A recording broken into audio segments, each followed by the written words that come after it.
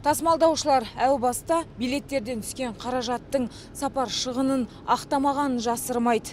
Қазір жол ақысы арзандағалы жолаушыларды көбейген. Осыған дейін Шымкент-Ташкент, Ташкент-Шымкент бағытына әрбір жолаушы 3500 теңге төлеп келген болса, қазір 1500 теңге төлейді.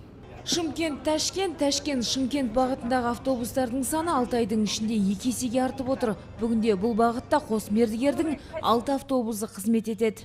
Ташкентті бетке алғандардың көбісі қазір туристер мен демалушылар дейді тасымалдаушылар. Осыған дейін таксилете қатынаған жолаушылар әсіресе кеденнің кезегінен азап болғандарын айтады.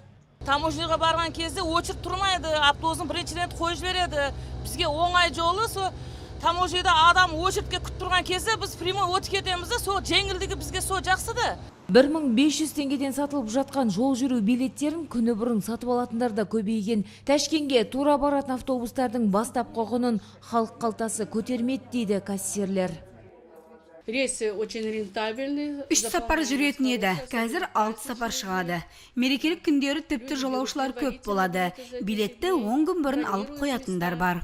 Жарым болғаннан кейін жолаушылар жақсы келіп, жақсы болды, бағасы түсіпті деп уже бір шама уақыт болды. Қазір осы бағада ұстап қаламыз, ары қарай қажет жоқ деп ойлаймыз бізде. Сондай өтініш жасап жатырмыз тасымалдаушыларға.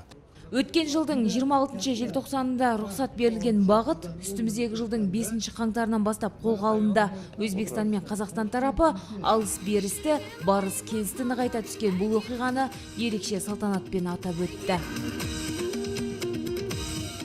Шымкенттен шыққан автобус Ташкентке 4 сағатта жетеді. Бұрындары жол азабын тартып жекелеп жететін жұрт енді жайлы автобустар мен кедергісіз қатынайтын болды.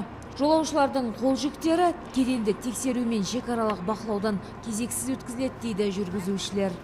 Bu avtovokzaldan u avtovokzalgacha 150 kilometr chiqadi. 3 soat 15 minutda bu avtovokzaldan u avtovokzalgacha yetib boramiz. Tamojnida biz o'chirib o'tamiz. Отдельно kameralar bor avtobusga. Жолаушылар қазір билет алыңыздар. Ташкент бағытына баратын жолаушылар қазір билет алыңыздар. Тасымалдаушылар Шымкент-Ташкент, Ташкент-Шымкент бағытына жол ақысы әзірге қымбаттамайды деп сендірді. Алдағы уақытта екі елдің басқа да ірі қалалар арасында тұрақты автобус қатынасы іске қосылады деп күтілуде. Бұл жоба бұйыртса жыл соңына дейін жүзеге аспақ.